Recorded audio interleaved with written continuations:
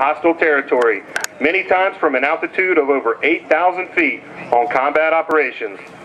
This morning's demonstration by the U.S. SOCOM parachute team will include 2 passes by the United States Army Special Operations aircraft.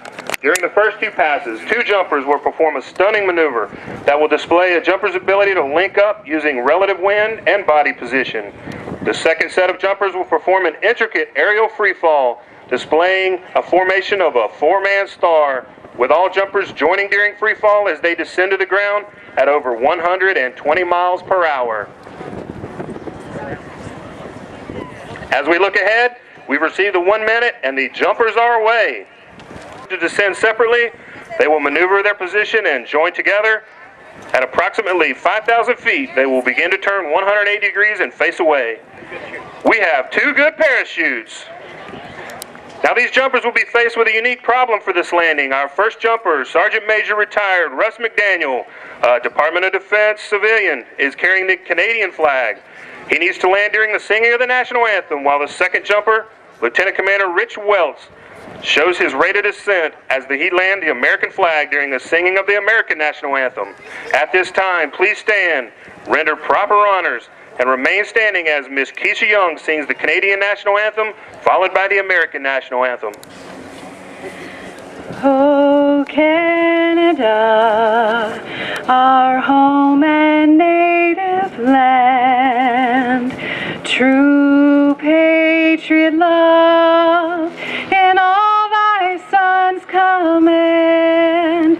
With glowing hearts we see thee rise, the true north strong and free. From far and wide, O Canada, we stand on guard for thee. God keep our land glorious and free. O Canada, we stand on guard for thee. O Canada, we stand on guard for thee.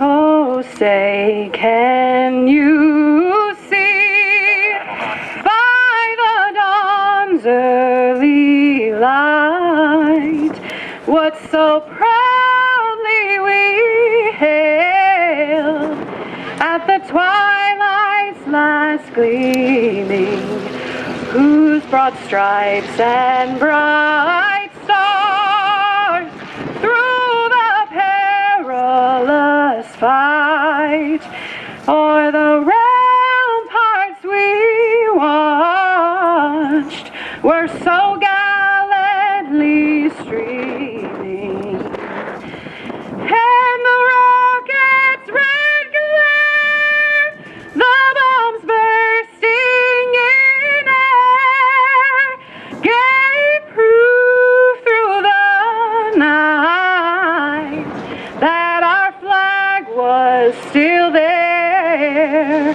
Oh, say does that star-spangled banner yet wave o'er the land of the free and the home of the brave.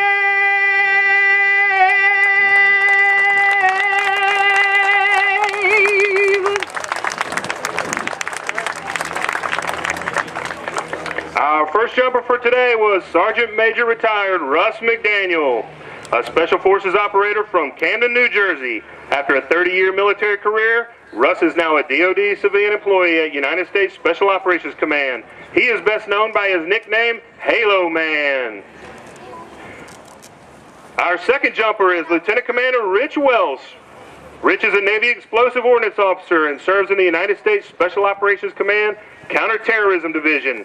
After 28 years of services, he still manages to get out of the office. Rich hails from Bellows Falls, Vermont. Let's give our jumpers a big round of applause. Watch the smoke trails carefully and you will see the jumpers moving simultaneously towards each other. As the jumpers descend, they are building a jump formation which they will hold on to until reaching an altitude of approximately 5,000 feet.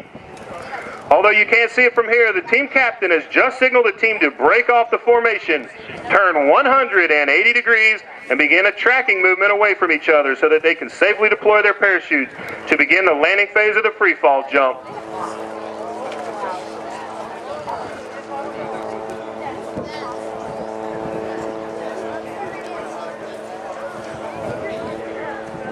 And we have 4 good parachutes.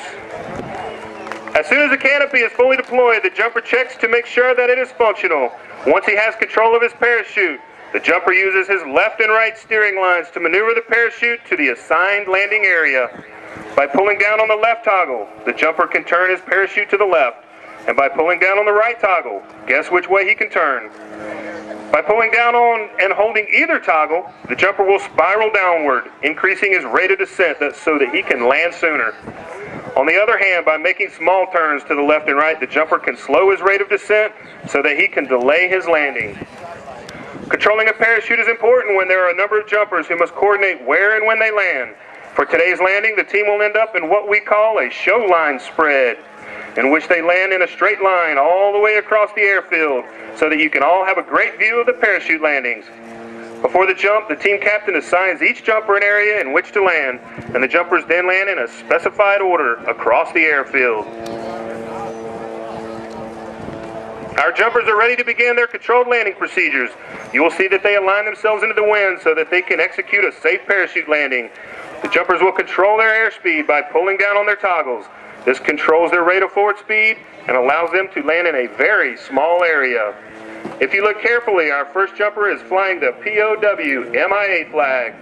From Vietnam War to Operation Iraqi and Enduring Freedom, the black and white national POW MIA flag has been the symbol of hope and dedication held by the American people for many soldiers that were missing in action or held prisoner of war. Our jumper flies this flag with pride. For as long as there are men and women unaccounted for as long as there is hope, they are not forgotten.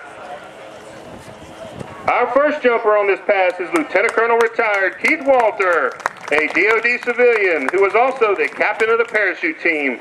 Lieutenant Colonel Walter is a career Special Forces officer and is a former executive officer of the United States Army parachute team, the Golden Knights. He is one of the team's accelerated free fall instructors, and he hails from Huntsville, Alabama. Our second jumper is Sergeant First Class Juan Lopez, a 14-year Army veteran from the Airborne Rangers, currently serving as the Paracommando's non-commissioned officer in charge. He hails from Bayamon, Puerto Rico. Our third jumper is Sergeant First Class Kyle Margolowski from Eustisford, Wisconsin, an infantryman who served in the 1st Ranger Battalion for 10 years before becoming the Airborne Operation Non-Commissioned Officer in Charge at U.S. SOCOM. Our fourth and final jumper at the top of the world is Captain Kent Perro, a Navy SEAL with 25 years of Naval Special Warfare service.